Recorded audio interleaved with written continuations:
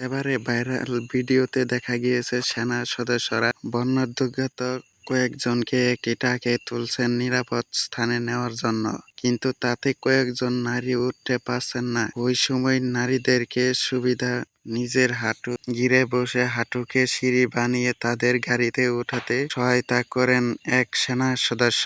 ওই সেনা সদস্যর নাম লেল কর্পোরাল কাজী সুজন। তার বাড়ি বরিশালের চরবন্দি উপজেলার কাঁঠালতলী গ্রামে। বর্তমানে তিনি বাংলাদেশের সেনাবাহিনী আর্টিলারি কোরে কর্মরত রয়েছেন। 2012 সালে বন্দর ভিক্টোরিয়া মাধ্যমিক বিদ্যালয় হতে এসএসসি পরীক্ষায় উত্তীর্ণ হয়ে আর্টিলারি কোরে যোগদান করেন। তিনি হওয়ার সঙ্গে এ পর্যন্ত 23 বার রক্তদান করেন এবং সেনাবাহিনীর রক্তদাতা হিসেবে লেন কর্পোরাল কাজী সুজন গণমাধ্যমকে বলেন, ছাত্রজীবন থেকেই দেশের উন্নয়নে কাজ করে আছি।